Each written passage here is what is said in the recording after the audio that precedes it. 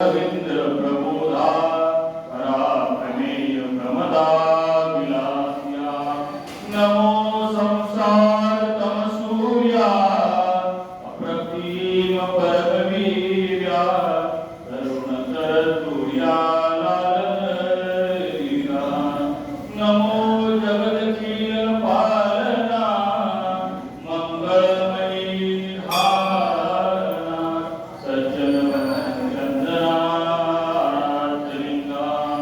नमो चतुर्चित्त चकोर चंद्र आत्मानुभव नरेंद्र श्रुतिसार संग्राम नमो सुभाव भजन भाषणा भवेद् कुंभ भंजना विश्वोद भुवना श्री गुरुराजा तुमसानुग्रह गणेशु जय जय आपुला सरस्वती प्रवेशु बालकाई आदि जी दैविकी उदार भाषा जय उद्देशुरे नाभिकाराचा तव नवरसदीपांचा तावलावी या पुर्या स्नेहाची वागेश्वरी जरी मुखे याती अंगीकारी तो वाचस्पती शिकरी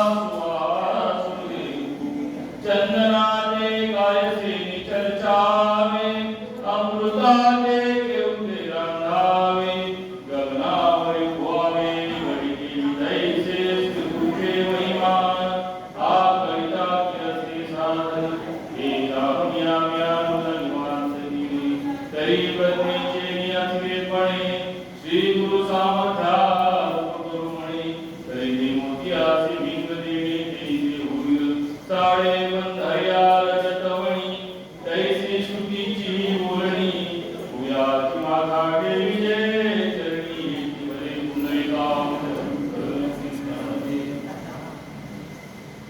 माऊली महावैष्णव संत श्रेष्ठ जगद्गुरु ज्ञानेश्वर आणि आपल्याला जी आपली सेवा चालू आहे 5 सोमवार श्रावणाचे सोमवार आणि शिव भगवंत आपल्याकडून सेवा करून घेत आहेत आणि ही जाणीव सुद्धा आपल्यामध्ये जागी राहिली पाहिजे म्हणून आजचा जो प्रवचनाचा विषय आहे आतापर्यंत आपण नातरी अर्जुन आहे पुढती स्वामीचे तुझ जे अंतःकरणीचे तुझ जीवाची अर्जुन हे तुझं सांगितलं याचं कारण का तरी परियेसी प्राज्ञा तू आस्थेचीच संज्ञा बोलिली गोष्टीची अवज्ञा नेणसी करू कारण अर्जुन काय होता अर्जुना देवाबद्दल आस्था होती देवाच्या शब्दाबद्दल आस्था होती आस्था म्हणजे काय माहिती का माणूस पहिली व्यवस्था बघून मग तिथे अवस्था प्राप्त होते का जेवणाची व्यवस्था आहे का बसायची व्यवस्था आहे का पंख्याची व्यवस्था आहे का पंख्याखाली जागा मिळेल का पहिली व्यवस्था होती आणि मग त्याची अवस्था प्रगट होईल की नाही त्याच्या हातात नसतं पण अर्जुनाची आस्थाच होती व्यवस्था असू नसू मला त्यांच्या जवळ त्यांच्या चरणाजवळ राहायचे आणि ही मनाची अवस्था अर्जुनाची होती म्हणून अर्जुनाला एक गोष्ट सांगितली गीता सांगितली गेली अर्जुनाला पण त्या गीतेचा व्यासांनी गणपती बाप्पाला सांगितलं गणपती बाप्पाने लिहिली त्याच्यानंतर रूपाने आपल्या सर्वांच्या हातामध्ये. पण तुम्ही म्हणा एवढे वर्ष आपण हे ऐकतोय, ज्ञानेश्वरी ऐकतोय, प्रवचन ऐकतोय, कीर्तन ऐकतोय, पण आपल्यात ते उमटत काय? आपल्यातून ती प्रक्रिया बाहेर काय येत नाही. सहज सोपा विषय, रोज परमार्थ करावा, पण आपल्यातून तो बाहेर का प्रगट होत नाही? म्हणजे कर्माने वाटतंय की आपला पूजा करायला पाहिजे, भजन करायला पाहिजे, पण तुमच्या जो आत्मानंदामध्ये समाधान प्राप्त होत नाही. समाधान प्राप्त करण्याकरता भजन, कीर्तन, प्रवचन, वारी, आरती सगळ्या गोष्टी होतो, पण ते प्रगट का होत नाही? तर आपल्यासाठी आस्था नाही. काय आस्था? त्याचा दुसरा विषय शब्द आहे विश्वास. लोक म्हणतात विश्वासाला अविश्वास शब्द आहे, ते इथे महाराजांनी आस्था शब्द घेतला की अर्जुनाला आस्था आहे की देव जो सांगेल तेच योग्य, आणि म्हणून ज्याच्या ठिकाणी आस्था आहे तो बोललेल्या गोष्टीची अवज्ञा करणार नाही. देवा असं कसं, देवा हे असं कसं? आतापर्यंत देवाला आपण बरेच प्रश्न विचारले, बरेच प्रश्न विचारले. देव म्हणाले कर्म कर, पण कर्म फळाची अपेक्षा करू नको. म्हणजे देवा बोलायला सोपं आहे, पण चरित्रामध्ये आणायला, म्हणजे जीवनामध्ये जगायला अवघड आहे. कर्म करायचं आणि फळाची अपेक्षा नाही, कसं जमले? देवले ठीक आहे, करताच होऊ नको. मी करत नाही तर देव माझ्याकडे करून घेतोय, हा भाव तुमच्याकडे राहावा. म्हणून आजचं हे 5व्या दिवसाची सेवा आहे, आणि ही सेवा करत असताना ऐकणारे असतील, सांगणारे असतील, यांच्या हृदयामध्ये हाच भाव राहायला पाहिजे की मी करत नाही तर देव माझ्याकडून करतो. आतापर्यंत ज्या ज्या सेवा आपल्या आयुष्यात आपण घडल्या, मुलांसाठी, सासू सासऱ्यांसाठी, नवऱ्यासाठी, बायकोसाठी, आपण ती म्हणजे ही माझी कर्म होती, माझी कर्तव्य होती. कर्तव्य म्हटलं तुमच्यामध्ये अहंकाराची प्राप्ती होती. मी करणार, आणि मी करणार हा भाव जेव्हा येतो आपल्याला सहज चुका घडतात.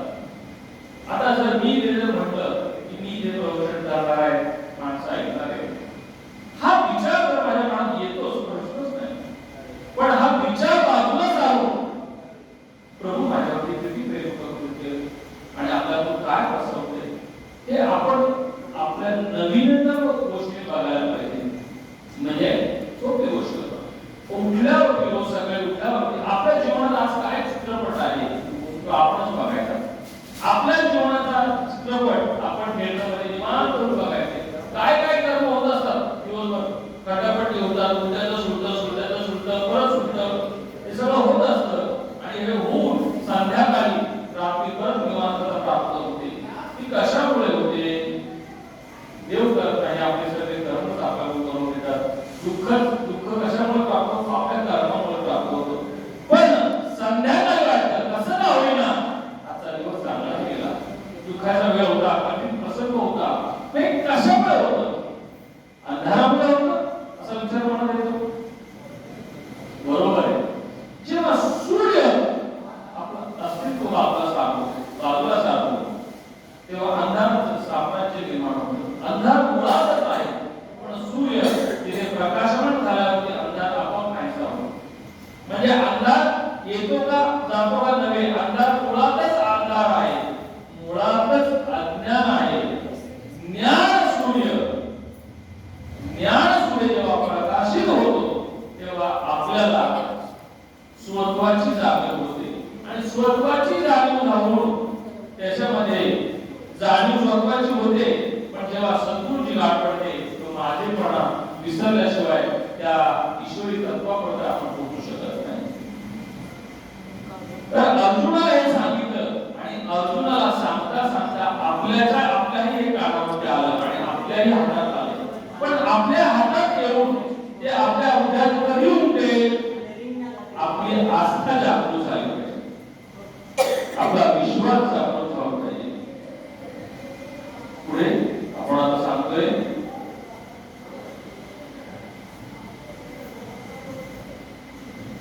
मागच्या वेळेस सांगितलं आपण, बाहेर बाजूला पवित्र आणि गोड, गाईच्या स्तनामध्ये दूध गोड असतं, पण ते दूध आपण सेवन करतो, पण त्या गोचिड ते दूध सेवन करत नाही, तर त्या स्तनावरचं रक्त शोषण करतो.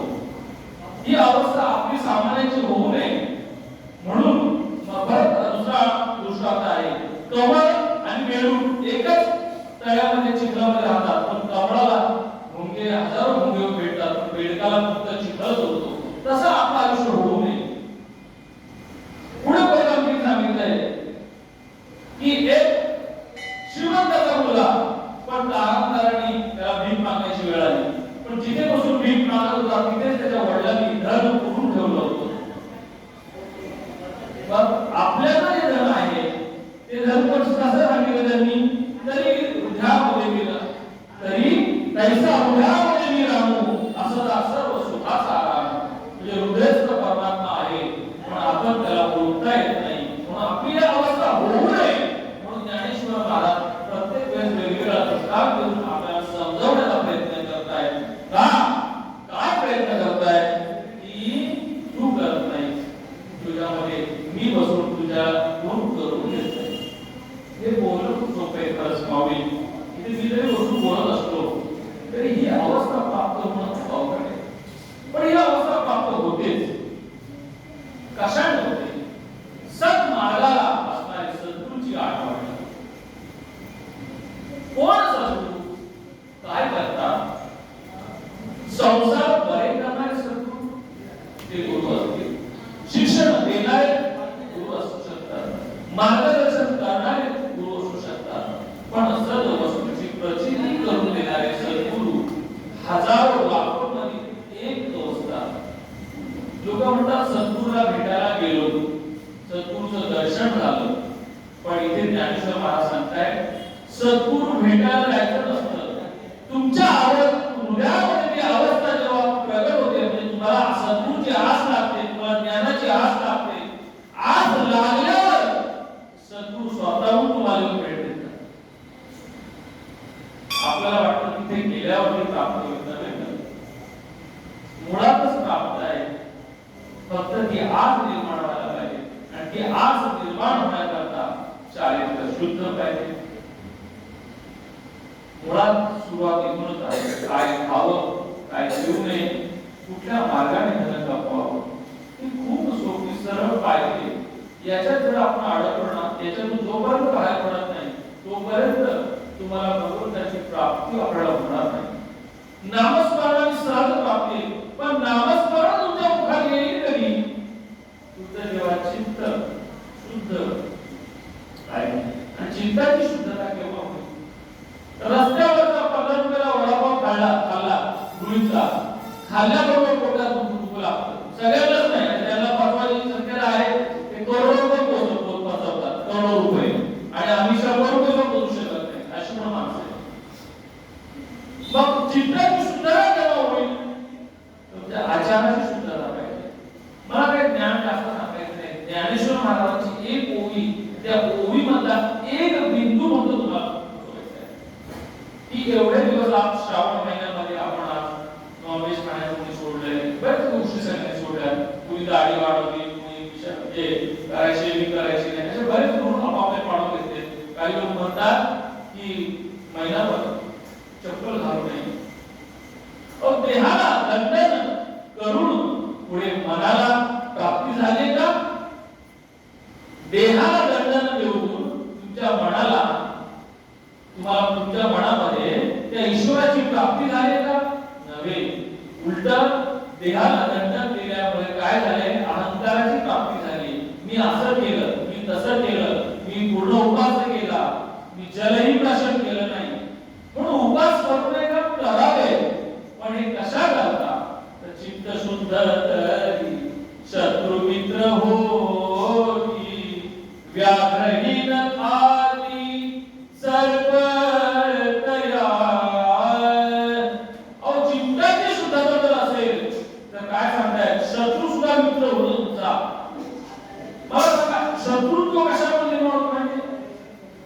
दोघांमध्ये समवयस्क जे असतात त्यांच्यात शत्रुत्व असतं. 50चा आणि 10 वर्षाचा मुलगा याच्या शत्रुत्व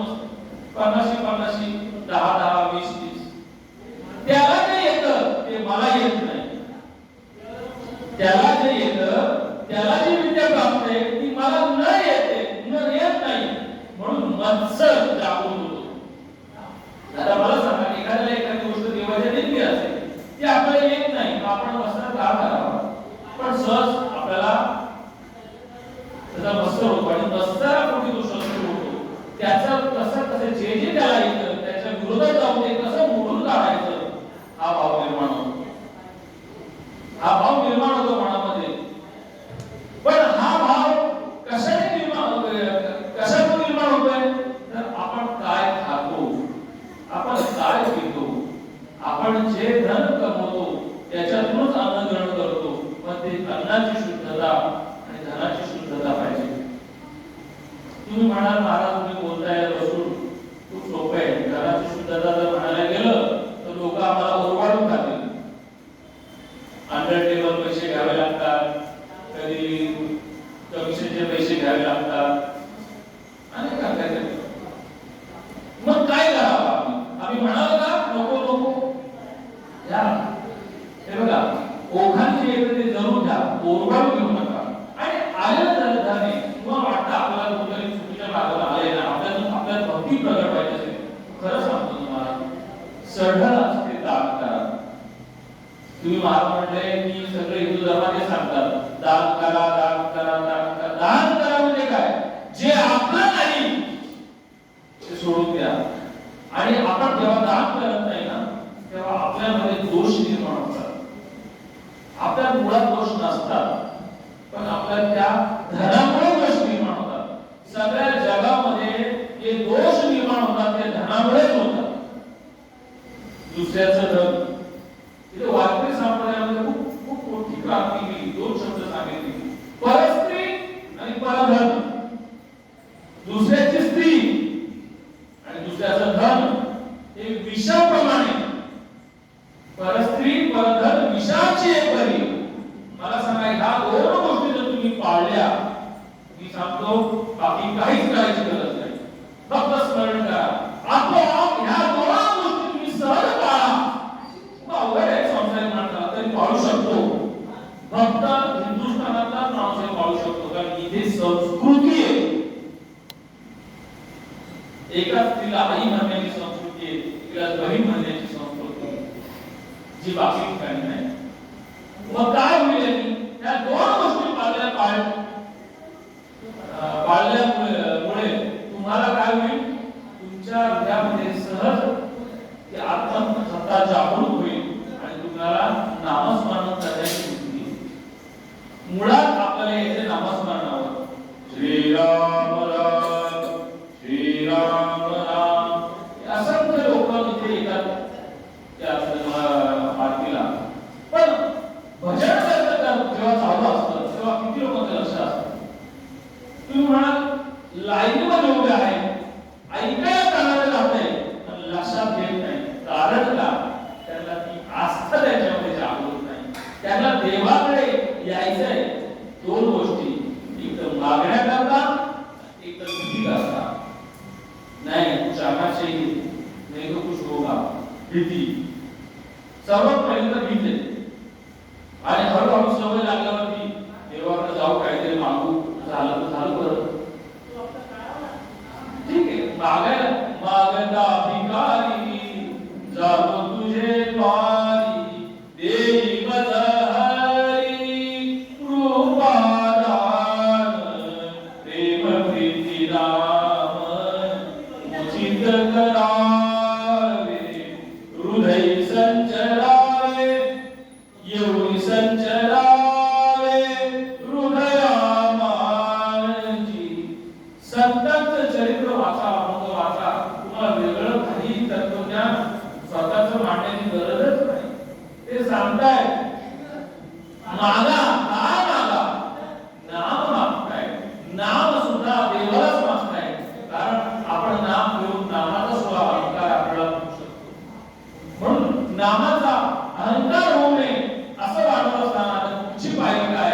तर देवालाच मागा. मागणे गणपती आहे हेची तरी पाहे पांडुरंगा, या संतांश निर्णी हेची म्हणजे आणि गुरुदेव काही मागते.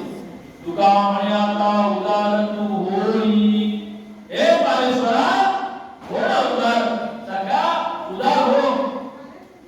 नामस्मरण करतोय, पण उदार हो आणि तुझं प्रेम माझ्या सर्वांगावरती बसू दे. तुझ्यामध्ये माझ्यामध्ये माझ्या जो भेद आहे तोही निघून जातो. म्हणून चित्ताची शुद्धता पाहिजे. चित्ताची शुद्धता केल्याशिवाय कितीही प्रवचन ऐका, कितीही कीर्तन ऐका, तुम्हाला त्याची प्राप्ती होणार नाही. भजनामध्ये लय आहे आणि ताल आहे, बरोबर? ताल आणि लय आहे. त्या भजनामध्ये सगळं बरं वाटतं, कारण पकवास ताल सगळं बरं वाटतं. बोलायला डोळ्याला बरं वाटतं, चांगलं व्हावं, शरीर पवित्र झालं, शुद्ध झालं. पण अंतरात्मा पवित्र केव्हा होईल? त्या संतांचा बोध जेव्हा अभंगातून मांडला जातो, संतांचा बोध अभंगातून मांडला जातो आणि तो ऐकल्यावरती आपलं हृदय काय होतं? अतिशय स्वच्छ होतं. एक अभंग सांगतो, नामाची आवडी तुझी जाणा देव. बघा काय सोपं शब्द आहे. नामाची आवडी तुझी जाणा देव. लक्षात येत तुमच्या? कुठे बसलोय आपण? शिव भगवंत कशाची आवडी? नामाच्या आहेत ना, श्रीराम राम. कुणाला देव म्हणावं? नामाची आवडी तुझी जाणा देव, नगरी संदेह काही मणी, ऐसे हे नाही भूलत निर्णता, आडोनी संमता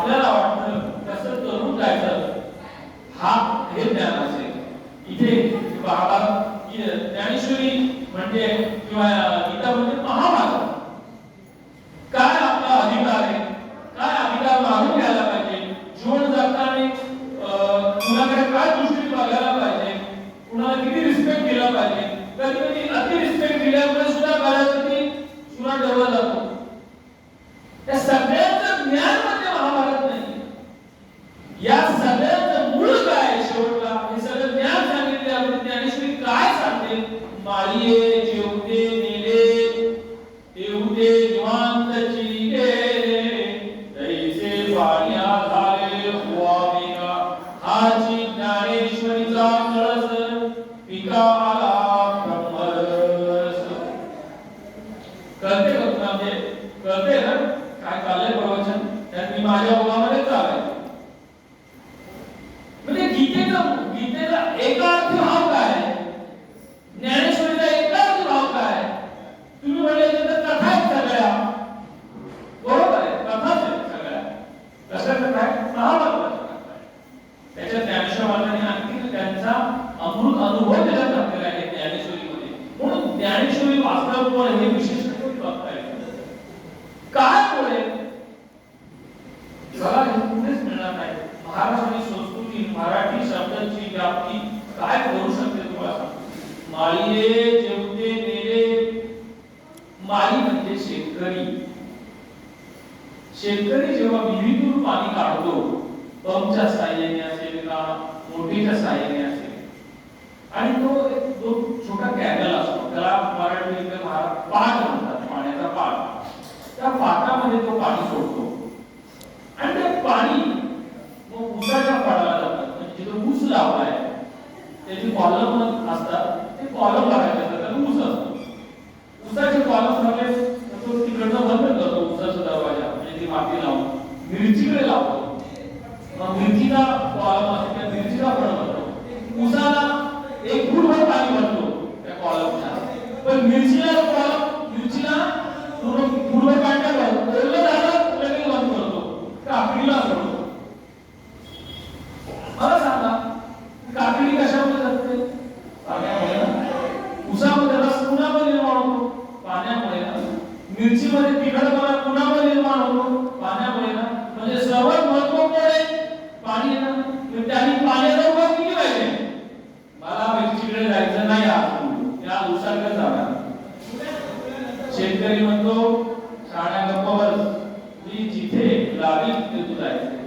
म्हणून पाणी तक्रार करत नाही का नाही आज मिरचीकडे जायचं मूड नाहीये, आज काकडीकडे जाऊया, मला आज प्रवाहित होण्याचं मूड नाहीये, एकाच ठिकाणी राहायचंय. शेतकरी राहून देत नाही. म्हणून आपला जो शेतकरी ती त्या शेतकऱ्याला आपण कोणी शक्ती म्हणतं. शक्ती म्हणजे जे शास्त्र पूजक, जे देवीचे पूजक आहेत ते शक्ती म्हणतात. आम्ही त्याला विठ्ठल म्हणतो. माळी काय करतो? माळीये जेवते नेले जेवते निवांतची गेले तैसे पानिया झाले हुआवेगा. हा की ज्ञानेश्वरीचा कळ. ज्ञानेश्वरीतून काय घ्यायचंय? आपल्या जीवनात ज्या ज्या घटना रोज घडतायत ना त्या आपल्या हातात नाहीये. मग देव जसं जसं घडवतोय त्याची कंप्लेंट करू नका, तक्रार करू नका. तू असं का केलं? मी मगाशी प्रवचन निघालो 7 वाजता, पोहोचायचे 6:30. बाहेर निघालो, मोटरसायकलवर येत होतो, फटाफट येतो. बाहेर पाऊस पडला, पाऊस पडला म्हणजे हेल्मेट हातात गेलो. रिक्षा पकडण्याचा अर्धा किलोमीटर चालत गेलो. बराच वेळ हा रिक्षावाला घेणार, तो रिक्षावाला घेणार, अडचणीच्या ठिकाणी एकाने सगळे सिग्नल लागले. प्रत्येक सिग्नलला मला पहिलं मनात वाटलं किती उशीर झाला, काय पुढे जाऊ. जेव्हा माणूस स्कूटरने येतो त्याला काय सांगावं होतं, म्हणत असतोच ना माझेपणा काहीतरी प्रतिक्रिया सांगायची. नंतर निवांत बसलाय, त्या माऊलीने फोन केला, कुठे पोहोचतात, येतोय. निवांत बसलाय, जेवायचं किती वेळ लागला तरी काय करा. माझ्या हातात होतं का? बरं मी म्हणतो मारो काय काम मी करतो जरा फटाफट. की काय केलं असतं, काय सांगितलं असतं, तर माझ्यातून फिरावं नसतं तर मी येऊन काय सांगणार माणसांना. मी निवांत होतो. का निवांत होतो? माळी जेवते नेले जेवते निवांतची गेले. 24 वर्षात मी एवढंच शिकलो. मला वाटतं भरपूर झालं. मी करत नाही तर ती सत्ता माझ्याकडून करून घेते. पण हा भाव प्रगट केव्हा होईल? परत चित्ताची शुद्धता. कशामुळे होईल चित्ताची शुद्धता?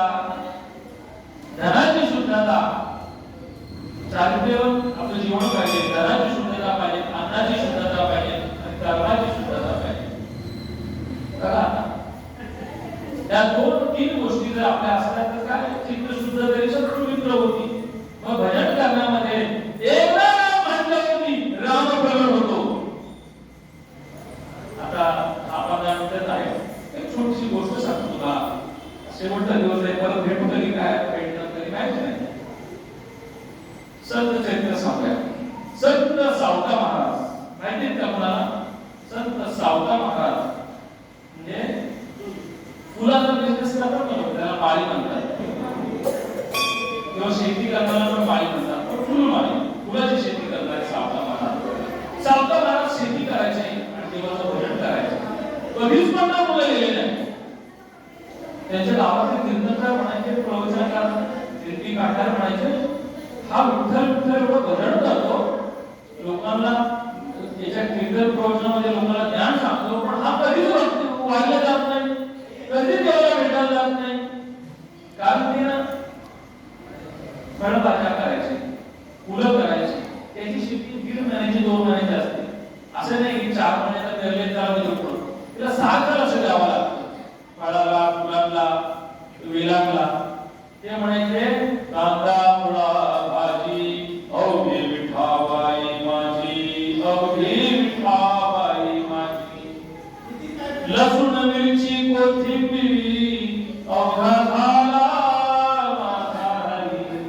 अहो काय संतांची चरित्र, मिरची मध्ये लसण लोक तर खात पण नाही, दोष लागतो. कांद्यामध्ये खाऊ नको, दोष लागतो. आणि इथे हे म्हणते कांदा मुळा भाजी. ते काय म्हणतात माहिती का? इतके लहान झाले ते म्हणतात कांद्यामध्ये एका टरफला मागे एक टरफल कोण जोडतो, कोबीची पानं एका मागे आपण काढतो, ते एका मागे कोण जोडतो. काय तुम्ही सहज केलं, हे कोण जोडतो? हे आपले प्रश्न आता मुद्द्यावर काय येत नाही. आणि त्या संत सावकीवरती असंच जीवन त्यांचं छोटी मुलगी होती 7 वर्षाची. आणि काय झालं, गावकऱ्यांनी सांगितलं की गावामध्ये म्हसोबाला बकऱ्याचा वैर यायचा, यांच्याकडे शेळ्या पण होत्या, ते तुमचं बकरं पाहिजे.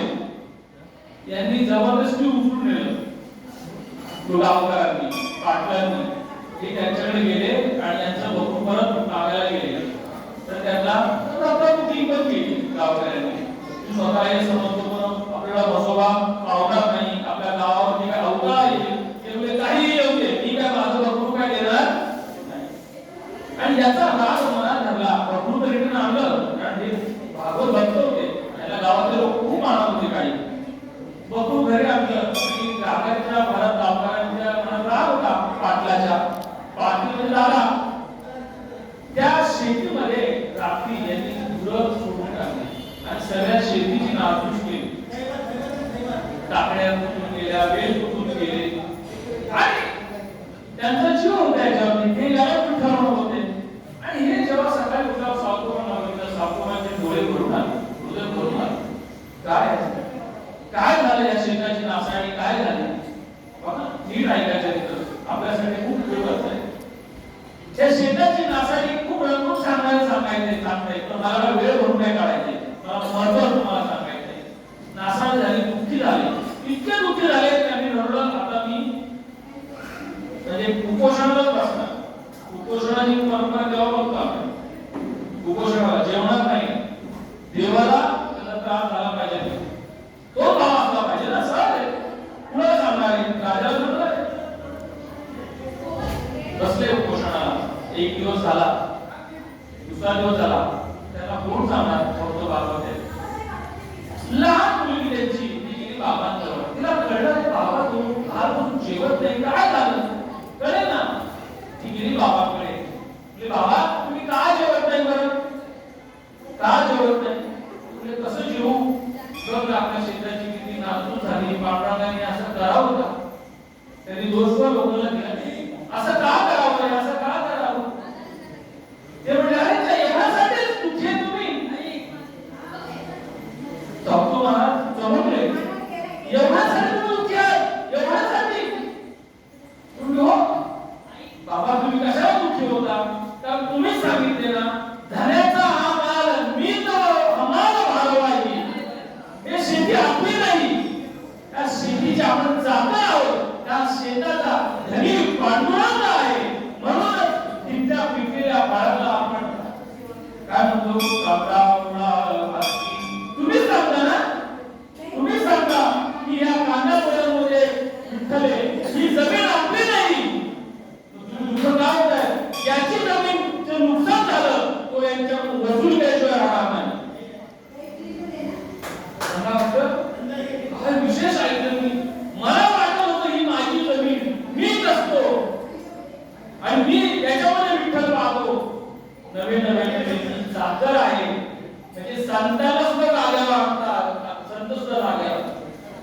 महाराजांना वाटलं खरंच आहे बरं का, खरंच आपण चुकलोच.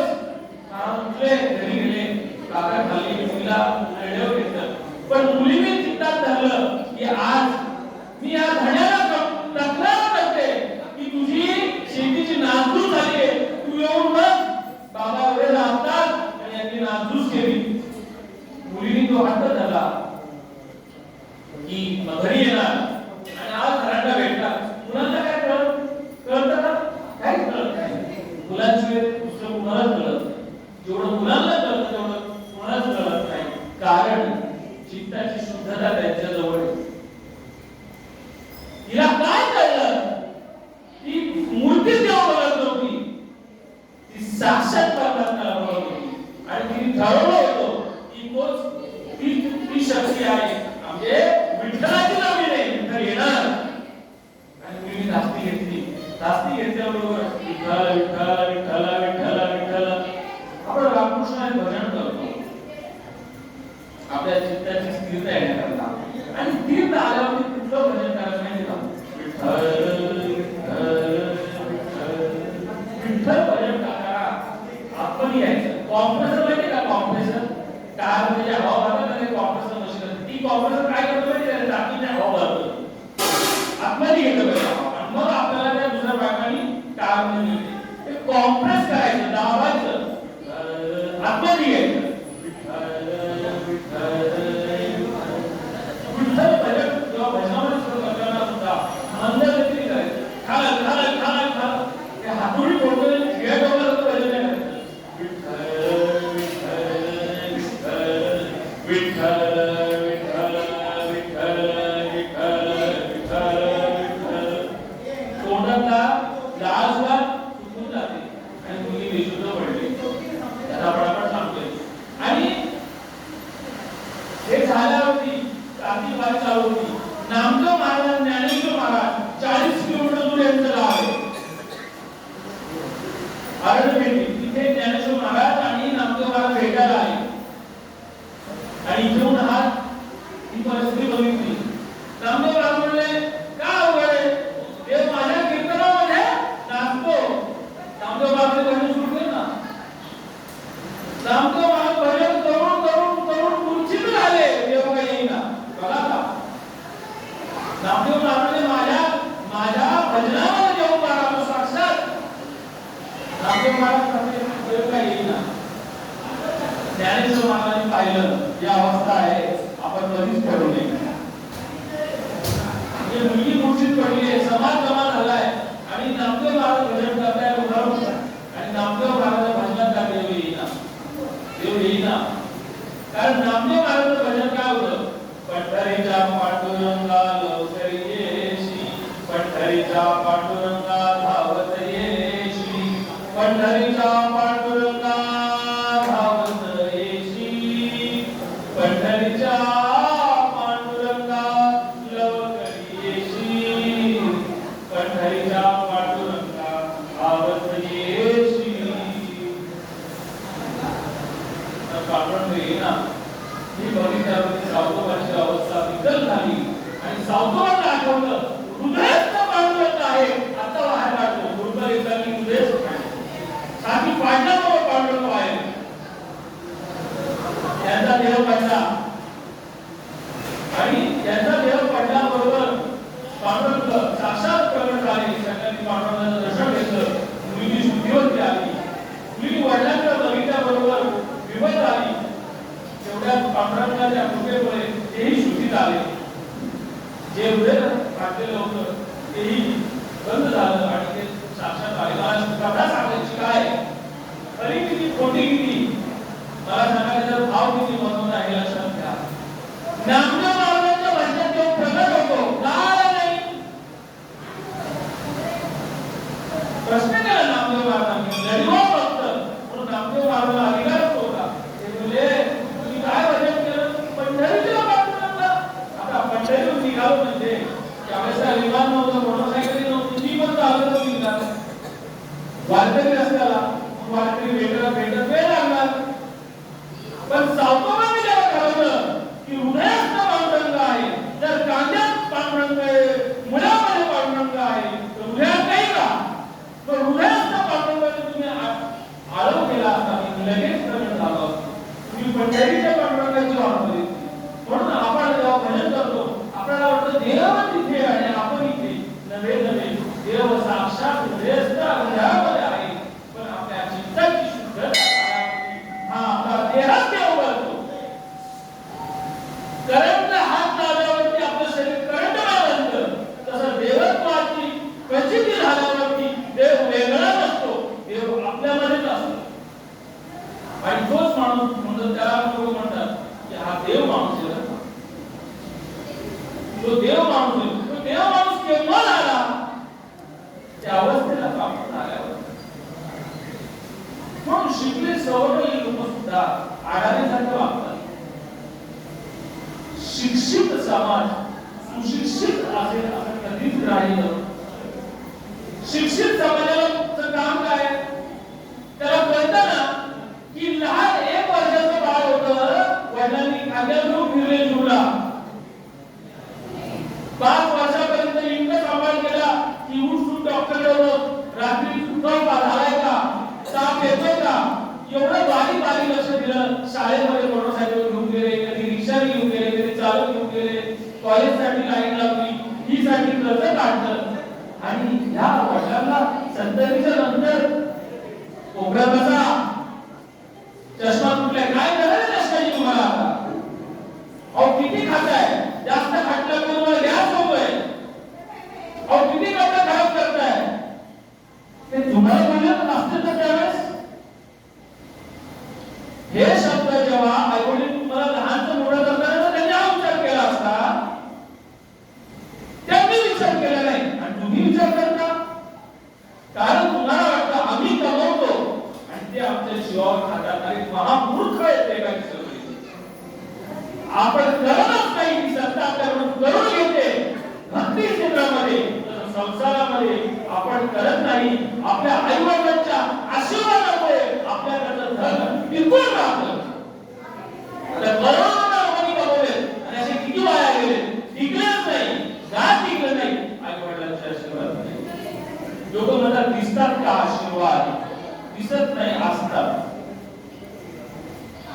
पंखा बंद करा, हवा चालायची बंद होईल. तेवढे हवा नाही, पंखा हळू बघा, पंखा हळू बघा. आई वडिलांचे आशीर्वाद बाजूला गेलेल्या मुलांची अवस्था काय होते माहिती का? ज्या गोष्टीला हात लावतात अपयश. ते म्हणजे शेअर मार्केटमध्ये 1 लाख रुपये लावले, मागच्या वर्षी 2 लाख झाले. या वर्षी आई वडील गेले भावाच्या घरी, मी काय गेलो नाही, त्यावेळेस 2 लाख लावले. असं कसं झालं? मी म्हणाले अंधश्रद्धा आहे. मी अंधश्रद्धा नाही. आशीर्वाद दया जाती, आशीर्वाद दया जाती, आवडी चित्ती देवाची, कल्याण सोक्षेम. दान करण्याने तुला आशीर्वाद प्राप्त होणार नाही. देवाच्या देवळात गेलं तुमचा आशीर्वाद तुला प्राप्त होणार नाही. तुमची चित्त शुद्ध झालं तरी तुम्हाला आशीर्वाद प्राप्त होणार नाही. तुम्ही नामस्मरण केलं तरी तुम्हाला आशीर्वाद प्राप्त होणार नाही. कारण घरातल्या देवतांना तुम्ही बाजूला चाललं आणि देवळातल्या देवाला बघायला आलात. महामूर्ख आशीर्वाद कसे प्राप्त होतील? ज्या आई वडिलांच्या पोटी जन्माला आलं ठीक आहे, आलं जन्माला, पण जन्माला आलेल्या मुलांना महत्वच नाही पडलं. म्हणून मी म्हणतो पाळलं त्यांनी तुला पालन केलं त्याचं तर तुला महत्व आहे की नाही?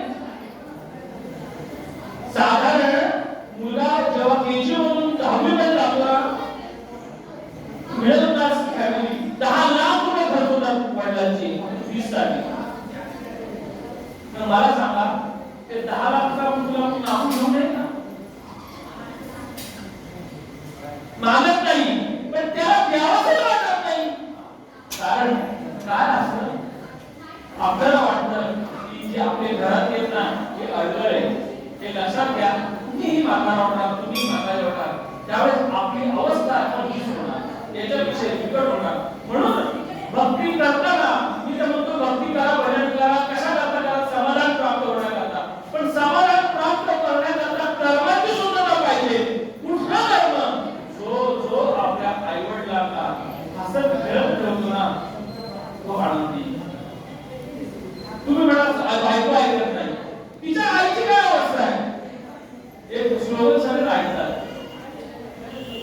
बायको मुलगी म्हणते दादा हा बायकोचा बैल आहे म्हणून माझे आई वडील दुःखी आहेत.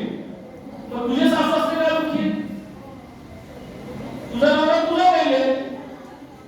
त्याला एक मी आज शेवटच्या कार्यक्रमात सांगायचं आहे की मला अध्यात्म सांगण्यापेक्षा मला वाटतं संसार सुखात राहायला पाहिजे. तो कधी होईल आहे ते बरं कधी वाटेल आशीर्वाद प्राप्त करण्याकरता. म्हणून आई वडील वडिलांना का मानणार? जाऊ द्या नका त्यांचे तुम्ही जे मेजरमेंट ठेवू 10 लाख खर्च केले का 20 लाख खर्च केले. आशीर्वाद प्राप्त होतात. आशीर्वाद काय करतात आहे ते टिकून ठेवतात. बस पावसाचं पडलेलं पाणी वाहून गेलं जातं आणि लोकांना दुष्काळ होतो म्हणून गव्हर्नमेंट धरणं बांधली पाणी साठवले आणि त्या पाण्यावर आपण जपलं नाही ते नाही तर विहिरी खोदत बसलं. तसं आशीर्वादाचे जे धरणं आहे ते बांधून ठेवा. आणि आई वडिलांचा जो माणूस रिस्पेक्ट करतो तिला काय बायकोने करावा. ती का बायकोची थोडी आई वडील आपण आपला करावा. ती तिच्या आई वडिलांचा करेल काय निवांत राहा. आपल्या आई वडिलांच्या ठिकाणी काय सेवा नाही सेवा करता आली तरी चालेल.